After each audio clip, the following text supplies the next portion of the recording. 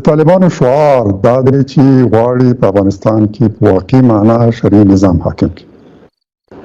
که دوی وتوانېدلی شي افغانستان کې شرعي نظام قایم کړي نو موږ به تندی کښلو او هرې مرستې او ملګرتیا ته هم چمتو یو.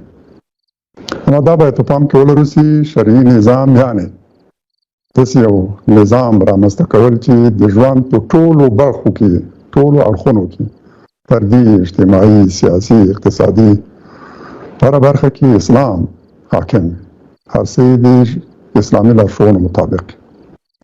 که دا د زعیم انتخاب دی، که دا دغه واک او صلاحیت او موده د کار ده، که دغه په انتخاب کې د ملت ونډه ده، که دا د حکومت واکونه دي او صلاحیتونه او مسؤلیتونه دي، د ملت په وړاندې دغه دندې وظایف، که دا کورني سیاستونه دي، که بهرني سیاستونه دي، په دې ټولو کې هر څه د اسلام مطابق دې ته وایي شرعي نظام. ځینې داسې فکر کوي چې یوازې د حدودو تنفیذ، د جرایمو جنایاتو په ارتباط حدود نافذول، فکر کوي چې همدا او فقط همدا شریعت دی. په داسې حال کې چې دا د شرعي نظام او اسلامي نظام ډېره یوه وړه برخه ده. اساسي برخې نورې دي، بنیادي برخې نورې دي، او د حدودو د تنفیذ په ارتباط هم د اسلام لارښوونې دا دي د پیغمبر علیه السلام چې زیات هم د دې تلوسه مه کوئ، او که کولی شئ له مسلمان نه د شرعي حدودو د تنفیذ مخنیوی وکړي د یوې وجې له کبله، د یو شک له کبله دا کار وکړي. یعنې چې مهمه مسله دا نه ده چې حدود نافذ شي، مهمه موضوع دا ده چې خلک ګناه او جرم نه وساتل شي، فضا داسې برابره شي، معنوي لحاظه، سیاسي لحاظه، اجتماعي لحاظه، له هره پلوه ظروف او شرایط داسې برابر شي، ولس وروزل شي چې د ګناه، عصیان، جرم، جنایت ټغر ټول شي، او هغه مهال یو مجرم مجازات شي چې هغه د دې جرم لپاره هیڅ پلمه او توجیه ونه لري.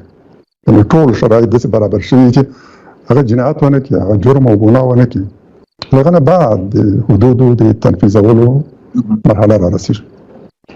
حکمت صاحب اجازه راکړئ، یوه ډېره مهمه مسله چې د موضوع په اړه کې ده او دوی باندې سخت انتقاد دی، هغه دا ده چې د طالبانو حکومت د نجونو شپږم ټولګي نه پورته مکاتب بند کړي دي او پوهنتونونو کې نجونو ته ویلي دي چې سبق ته رانشي، یعنې درس ونه وایي رانشي، او ترڅنګ په خارجي مؤسساتو کې د ښځو د کار کولو ممانعت هم اعلان کړی دی.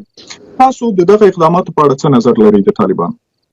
باید در وکړم چې لکه څنګه چې په پلار باندې دا فرض دی چې او دا د دې مانو اولاد حق دی چې د دوی روزنه او تربیت وکړي.